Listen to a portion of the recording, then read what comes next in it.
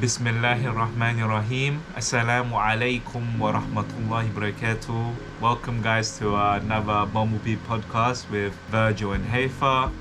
Today we're going to be talking about things we wish we knew, pregnancy edition, just reflections on events in our lives, just looking back, reflecting and appreciating our journey and how we can plan for the future, inshallah.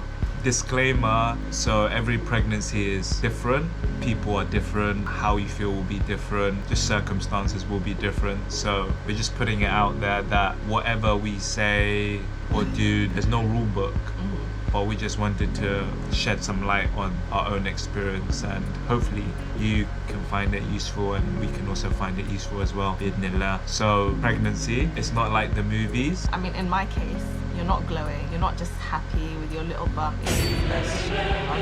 Would you say that TV shows are very similar to what you've experienced? I really like that movie, What to Expect When You're Expecting. That one was good because it showed like all the different women and all the scenarios that they had, but it still does not prepare you at all to what actually happens. It's the Hollywood glow, the rose-tinted glasses. So I had HG. Some Latin word for hyperemesis gravitatum. Gravidarum. It's just like extreme nausea and morning sickness. I remember we went to the hospital quite a few times and they were like, oh yeah, you've got what the Duchess had. And it doesn't make me feel any better. Like, hello, can you just fix it? There wasn't a fix, was there? When we first started, we went to my GP, who was this male doctor, and I was like, I need something, like I need anti-sickness, because I just knew it wasn't normal. And he kind of just looked at me and he goes, you know, this is what happens when you're pregnant. This is just normal. You just have to deal with it. And I was telling him it's not normal. Like, I know what it should be like, and this is not it. And he was just like, I think we just kept going back and forth. And I was like, I'm going to be sick. And he goes, do you want to run to the bathroom? And then I think, was it you that gave me something? I can't remember. He was like, do you want to run to the bathroom? I was like, nope. Right there in front of him. And then that's when he prescribed like some anti-sickness meds. Do you remember? It was like a struggle. So then obviously I was taking those. They didn't work. They put me on a different one. That didn't work. They put me on them together, and that sort of had a small effect, but they only put me on that together after the first hospital stay. So that worked for like maybe a couple of days. And then at that point I was like, you know, there's no point, I'll just deal with it, whatever. That was like at the beginning of August, and by the end of August I was back in hospital because I just didn't eat anything. Luckily this was in the summer, because remember we were saying we're gonna plan, you know, this beautiful summer holiday. It's gonna be like we didn't even know that we were gonna get pregnant, but that year we were like, let's just do like a last minute thing. Then we find out I'm pregnant, so the whole of August comes and goes, and because the anti-sickness meds weren't working, so I just didn't eat for most of the month. And then eventually I had to go into hospital, and I was like super dehydrated. I think they were like, you need to stay for a while because we can't give you any medication until you're hydrated enough. So it took like 4 days to get rehydrated, and then they started to give me like meds in the IV. At this point, none of the medicines were working. They were trying to get me to eat, nothing would stay down. They tried a couple of different anti-sickness medications, and a lot of these anti-sickness medications are supposed to work with different systems within your body. They basically just didn't work, and I think I had a reaction to one of the medications as well. I remember the consultant came to see me and she goes, there's one more thing that we can try. It's sort of a last-ditch effort, and if you really can't handle it and it doesn't work, then the only thing we can really offer you is like a termination, unless you want to just live with it. Well, I'm gonna just live with it if it doesn't work. Anyway, so they offered me steroids, and I didn't really know about the side effects, but I spoke to my sister, who's a pharmacist, and she was like, no, if it works, just take it. So they gave me steroids, and it was like the first time I could actually stand up without feeling sick. Yeah, I was on steroids from like week 10 of the pregnancy until like the beginning of my 3rd trimester. And then I sort of had to come off of them because you can't stay on it for a certain amount of time. Then I was back on the anti-sickness meds that weren't working again. At the end of the pregnancy was a bit rough, heavily medicated. Yeah, I think I lost in the first couple of weeks, like when I was getting sick, I lost I think 15 kilos or 13 kilos or something. That's why they admitted me for the second stay. And your ketone levels were really high in Hawaii. No. It was like the darkest level. Your dad was getting worried and everybody around us was getting really worried. It wasn't normal or expected. And for you, It was hard to see light at the end of the tunnel. Prenatal depression is real, especially when you're sitting in the hospital day in, day out, and like everyone around you is also sick. I mean, thank goodness I was just pregnant, but it was very depressing.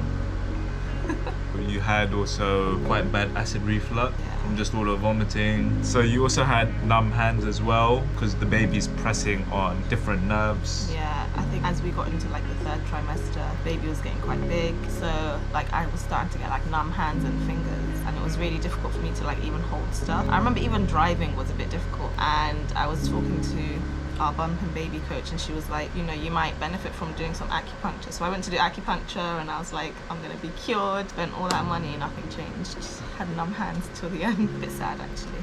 At least you tried, I think. And we were looking for solutions, but it was just, I guess you could say, your test. And I guess as a husband, going through it, you know, it's really hard when nothing is in your control. You can barely even help out.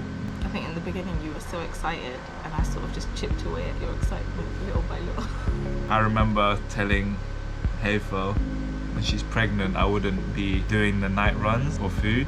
I quickly changed my tune and obviously had to feed her as well as the baby. I think I just zoned myself and thought this is a bit like life and death because you're losing so much weight. Yeah. And obviously if the mother's not taken care of, the baby also will feel the consequences. I mean, they said to me, they were like, your baby's fine. Like, babies will take what they need. You're going to be the one struggling. I remember going to different restaurants, like sometimes Hafer would want a mouse or falafel. You'd want different things, like a bubble tea sometimes. But I remember I was like, if I don't get this in 5 minutes, I'm not going to eat it.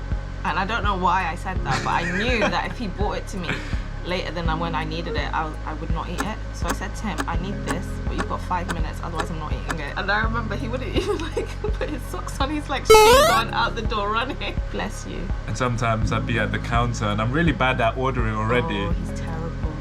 So I'd have to say, I need to order, but can you talk to my wife? And I had to pass the phone on, and then she'd have to give the precise measurements and everything. Otherwise you wouldn't eat it. Yeah.